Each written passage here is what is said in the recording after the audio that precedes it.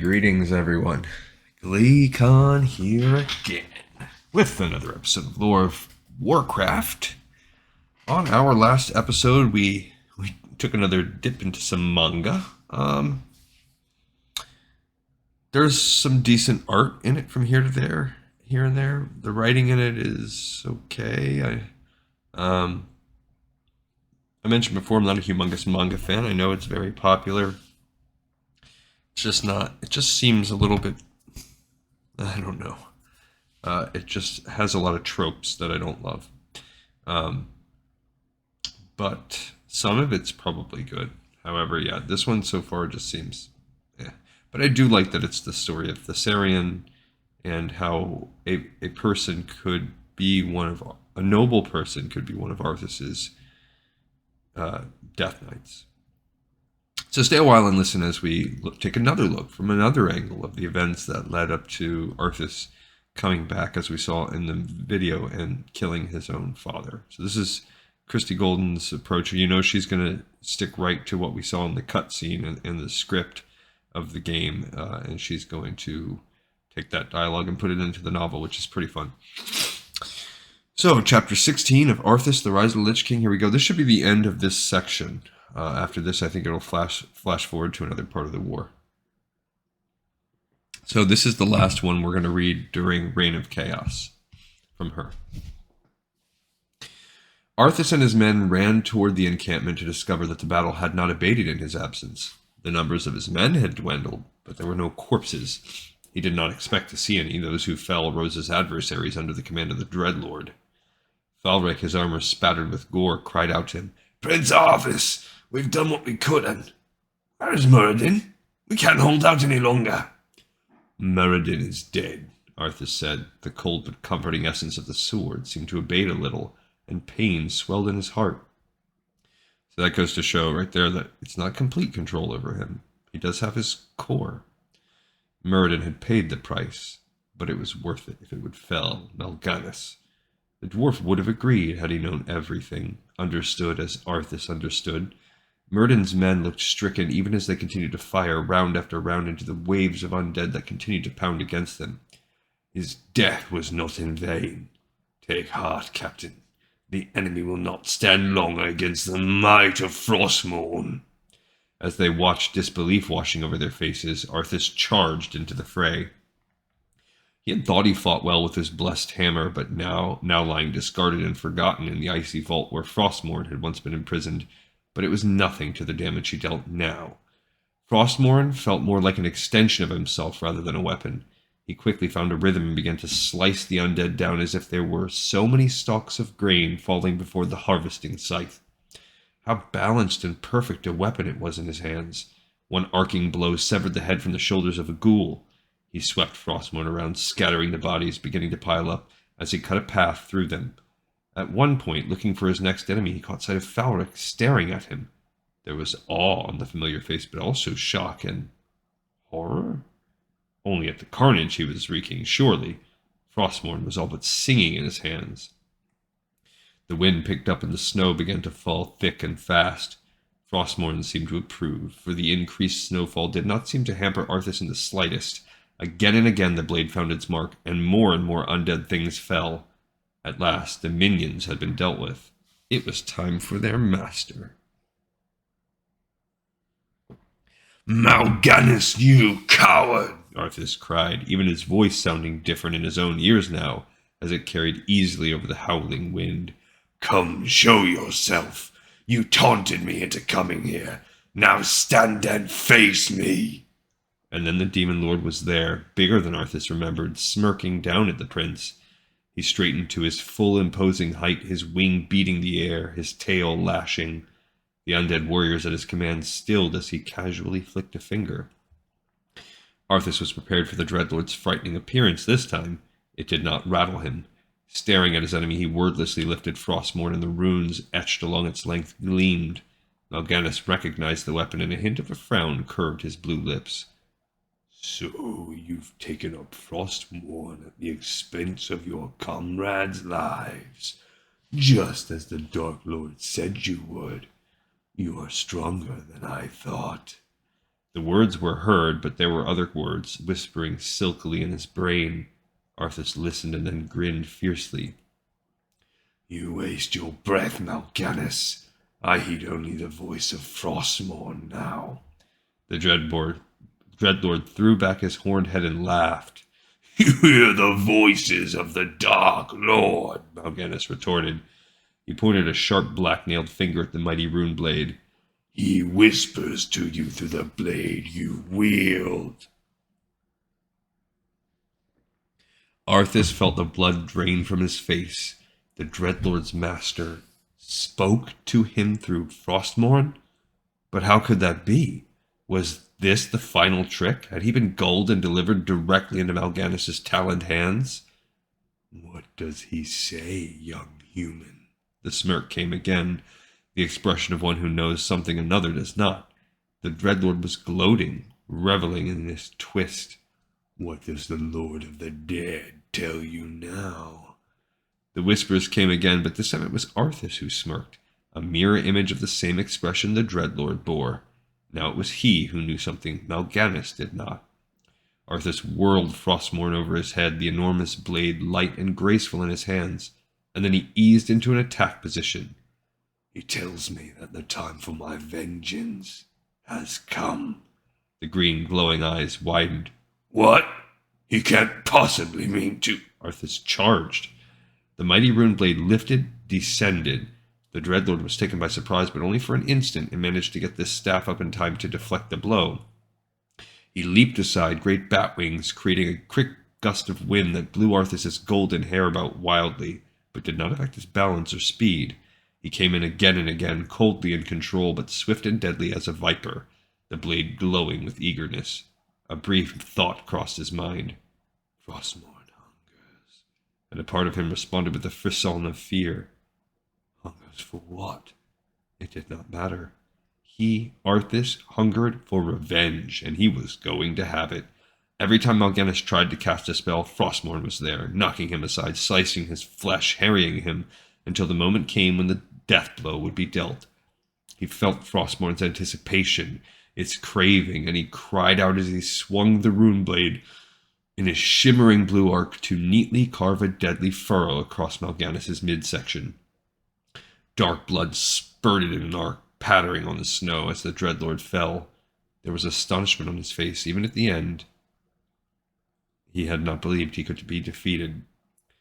For a moment Arthas stood, the wind and snow writhing about him, the glow of the runes on Frostmourne's blade, partially obscured by dark demonic blood, illuminating the glorious scene. It is finished, he said softly. This part of your journey, yes, young prince, Frostmourne whispered. Or was it truly the Dark Lord Mal'Ganis had spoken of? He did not know or care. Carefully he bent and wiped the blade clean in the snow. But there is more, so much more, so much power that could be yours, so much knowledge and control. Arthas remembered Myrddin's reading of the inscription. His hand went to his heart without his immediately realizing it.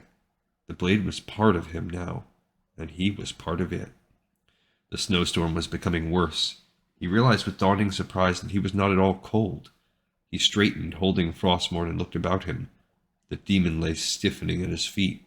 The voice, Frostmourne's, or the mysterious Dark Lord's, was right. There was more. So much more. And the winter would teach it. Arthas Menethil clutched the rune blade, gazed out into the snowstorm, and ran to embrace it all. Arthas knew he would remember the bells all his life. They were rung only on occasions of great state import, a royal wedding, the birth of an heir, the funeral of a king, all the things that marked passages in the life of a kingdom. But today they were being rung in celebration. He, Arthas Menethil, had returned home.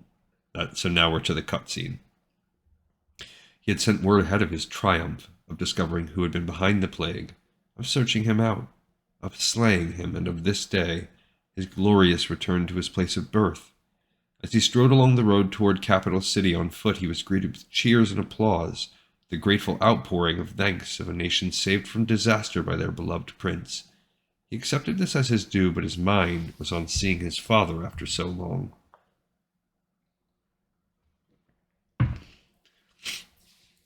I would speak with you in private, father, and tell you of the things I have learned and seen, he had written into his letter, delivered a few days earlier by a swift courier. You have, I am certain, spoken with Jaina and Uther. I can imagine what they have said, tried to turn you against me. I assure you I have only done what I believe to be the greatest good for the citizens of Lordaeron. In the end I have destroyed the one who began this plague upon our people, and I return home victorious, eager to begin a new era for our kingdom. Those who marched behind him were as silent as he, their faces as cowled. The crowd did not seem to require their response to wildly celebrate their return. The mighty drawbridge was lowered, and Arthas strode across it. The cheering throngs were here too, no longer comprised of commoners but of diplomats, lesser nobility, visiting dignitaries from the elves, dwarves, and gnomes. They stood not just in the courtyard, but also above it, in viewing boxes. Rose petals, pink and white and red, rained down upon the land's returning hero. Arthas remembered that once he had thought to see Jaina standing before him on their wedding day, the petals falling upon a face lit with a smile, turned up to kiss him. Jaina. Moved by the image, he caught one of the red petals in a gloved hand. He thumbed it thoughtfully and then frowned as a stain appeared. It grew before his eyes, desiccating and destroying the petal until it was more brown than red in his palm. With a quick dismissive gesture, he tossed the dead thing away and continued. He pushed open the huge doors to the throne room he knew so well, strode forward, glanced at Taranis briefly, and threw his father a smile that was mostly hidden by the cowl. Arthas knelt in obeisance, Frostmourne held before him, its tip touching the seal carved into the stone floor. Ah, my son, glad I am to see you safely home, Taranis said, rising somewhat unsteadily. Taranis looked unwell, Arthas thought. The incidents of the last several months had aged the monarch. His hair was grayer now, his eyes tired. But it was all going to be all right now. You no longer need to sacrifice for your people. You no longer need to bear the weight of your crown. I'm taking care of everything. Arthas rose, his armor clattering with the movement. He lifted a hand and drew back the hood from his face, watching for his armor's reaction. Taranis' eyes widened as he took in the change that had come over his only son. Arthas' hair, once golden as the wheat that had given sustenance to his people, was now bone white. He knew his face was pale as well, as if the blood had been drained from it. It is time, Frostmourne whispered in his mind. Arthas moved toward his father, who had halted on the dais, staring, uncertain. There were several guards positioned about the room, but they would be no match against him, Frostmourne, and the two who had accompanied him. Arthas strode boldly up the carpeted steps and seized his father by the arm. Arthas drew back his blade. Frostmourne's runes brightened in anticipation, and then a whisper, not from the rune blade, but a memory. The voice of a dark-haired prince, seemingly from another lifetime ago. He was assassinated. A trusted friend. She killed him. Stabbed him right in the heart. Arthas shook his head and the voice was silenced. What is this? What are you doing, my son? Succeeding you, father. And Frostmourne's hunger was sated for the moment. Arthas turned them loose then, his new unquestioning, obedient subjects. Dispatching the guards who charged him upon the death of his father was a simple matter, and he stormed with cold purpose back out into the courtyard. It was madness. What had once been revelry had now become frenzy. What had once been celebration had now become a frantic flight for life. Few escaped. Most of those who had waited for hours in line to welcome their prince back now lay dead, blood congealing from hideous wounds, limbs ripped off, bodies broken. Ambassadors now lay with commoners, men and women with children, all hideously equal in death. Arthas did not care what their eventual fate was, carrion for the crows or new subjects to follow his rule. He would leave that to his captains Falric and Marwyn, as bone-white as he and twice as merciless. Arthas marched through the way he had come, focused and intent upon one single thing. Once clear of the courtyard and the corpses, animated or still, he broke into a run. No horse would bear him now. The beasts grew frantic at the smell of him and those who followed him. But he had found that he did not tire. Not when Frostmourne or the Lich king who spoke to him through the brood blade was whispering to him, and so he ran swiftly, his legs carrying him to a place he had not been in years. That makes me think of the last battle in the raid for Wrath of the Lich King when Arthas is just like running you down. Voices swirled in his head, memories, snippets of conversations. No, you're not supposed to ride him yet. You missed your lessons again. Invincible's horrible screams of agony echoing in his mind, the light pausing for that awful moment as if deciding whether or not he was truly worthy of its grace. Jaina's face as he ended their relationship. Listen to me, boy. The shadow has already fallen, and nothing you do will deter it. The harder you strive to slay your enemies, the faster you'll deliver your people into their hands. This isn't a blighted apple crop. This is a city full of human beings. We know so little. We can't just slaughter them like animals out of our own fear. You lied to your men and betrayed the mercenaries who fought for you. That's Lich King Tyrannus's boy. But they were the ones who could not see, could not grasp. Jaina, Uther, Tyrannus, Muradin. All of them at some point by word or look had told him he had been wrong. He slowed his pace as they came to the farmstead. His subjects had been here before him, and now there were only corpses lying, stiffening in the earth. Arthas steeled himself against the pain that recognition brought with it. Even now, they had been the lucky ones to simply die. A man, a woman, a youth his own age.